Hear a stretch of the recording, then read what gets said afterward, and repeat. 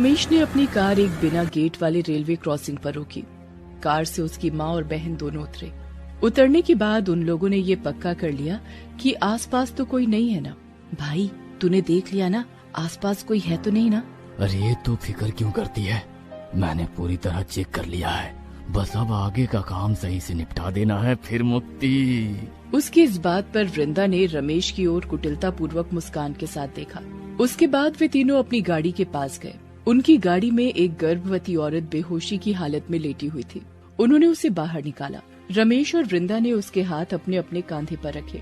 भाई ट्रेन के आने में तो आधे घंटे बाकी है ना? हाँ, हमें ट्रेन का इंतजार नहीं करना है, नहीं तो हम फंस सकते हैं। बस इस मनहूस को पटरी पर लिटा देना है। वो ये बातें कर ही रहे थे कि रमेश की माँ ने कहा, अरे रमेश, इस मनहूस को होश तो नहीं आ जाएगा?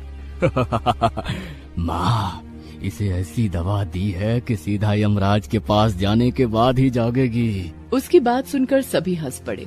ये तीनों राक्षस एक हत्या को अंजाम देने के लिए यहाँ पहुँचे थे, और हत्या भी किसी और की नहीं, अपनी बहू की।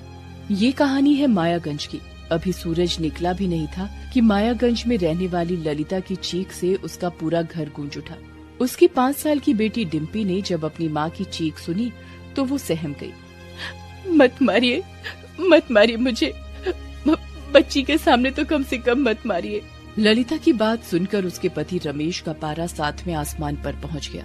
उसने अपनी बेल्ट उतारी और ललिता के शरीर पर बरसाते हुए बोला, अब तू मुझे बताएगी किसके सामने मारूं और किसके सामने नहीं मारूं? हाँ, मैं तेरा पति हूँ, पति। 7 फेरे लिए हैं मैंने तेरी जैसी मनहूस के साथ। मेरा पूरा हक है कि मैं जैसे चाहूँ, जब चाहूँ और जहाँ चाहूँ तुम्हारी चमड़ी खींच लूँ। ललिता की शादी 6 साल पहले रमेश से हुई थी।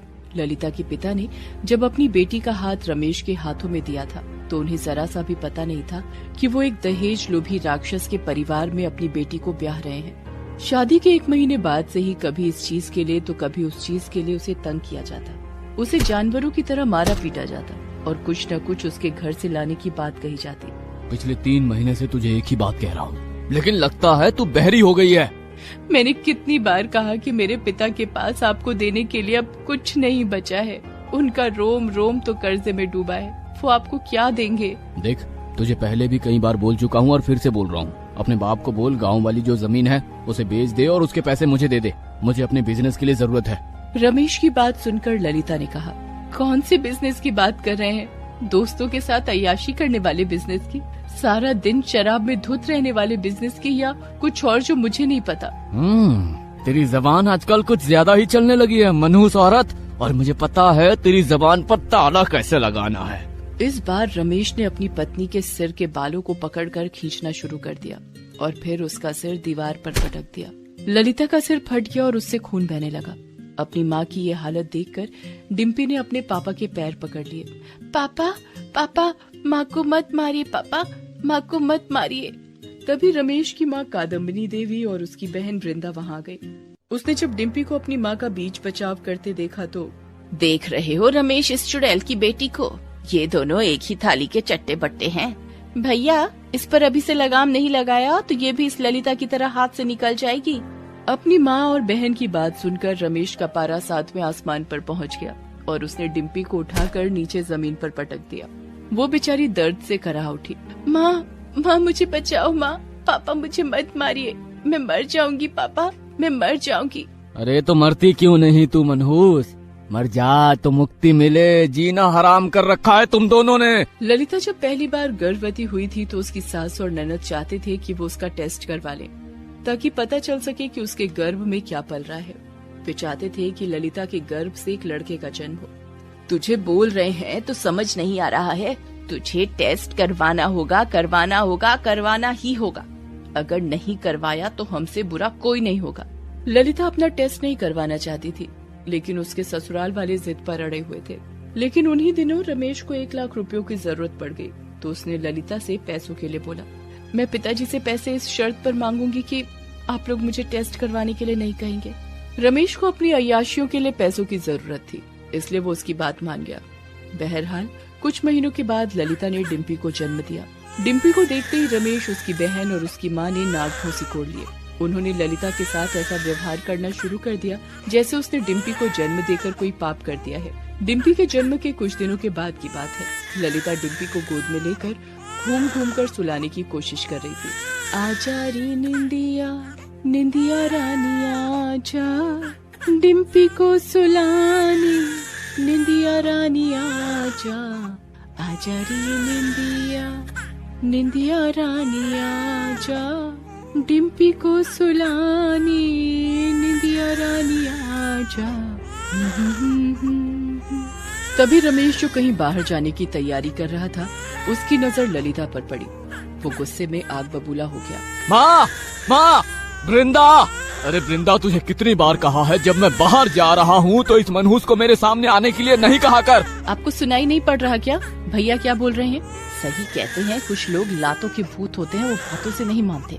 डिम्पी के जन्म के बाद ललिता का जीवन और भी कठिन हो गया था। हर दिन उसे कोल्हू के बैल की तरह घर के काम में जोत दिया जाता और उसे मारा पीटा जाता। डिम्पी 5 साल की हो गई।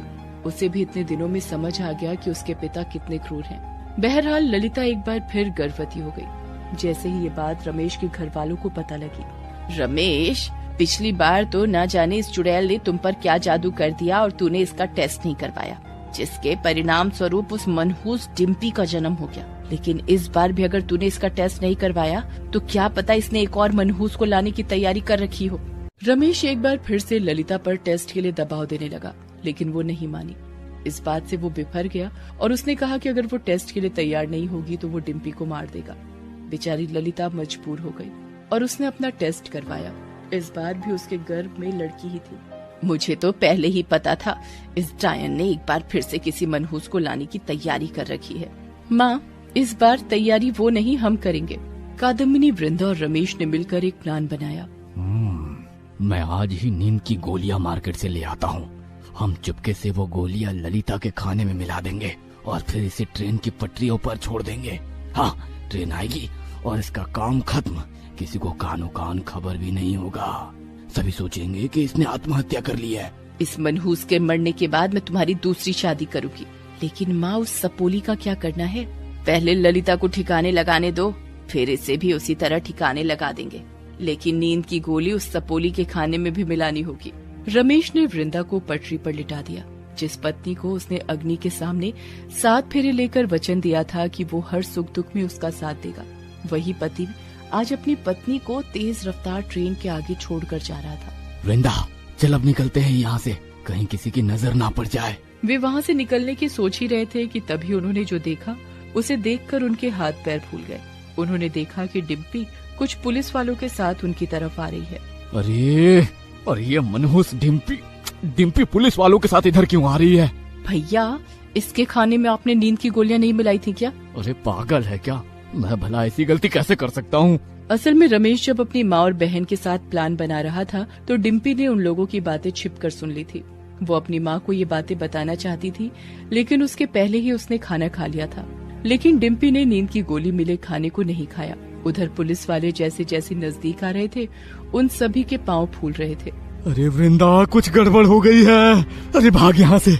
वे तीनों वहाँ से भागने लगे। इधर पुलिस वालों ने स्टेशन मास्टर को कहकर आने वाली ट्रेन को दूसरे स्टेशन पर रोक दिया था। पुलिस वालों ने ललिता को पटरी से उठाया और अपनी गाड़ी में रखा। इस बीच रमेश, वृंदा और कादम्बिनी पटरियों के बीच भागे जा रहे थे, लेकिन उन्हें पता नहीं था कि उसी पटरी पर एक दूसरी ट्रेन आ रही है। और जब तक उन्हें पता लगा, ट्रेन उनके बहुत नजदीक आ गई थी। अरे ये ट्रेन इस पटरी पर कैसे आ गई? उन्होंने बचने की कोशिश तो की, लेकिन तेज रफ्तार की ट्रेन की चपेट में आने से तीनों मारे गए। उन्होंने ललिता को मारने की साजिश रची थी, लेकिन वो खुद मौत के मुंह में चले गए। ललिता अपने पिता के पास वापस लौट गई। आज उसकी एक और बेटी है, जिसका नाम उसने लक्ष्मी रखा है। ललिता एक स्कूल में पढ़ाती है और अपने बच्चों का लालन पालन करती है।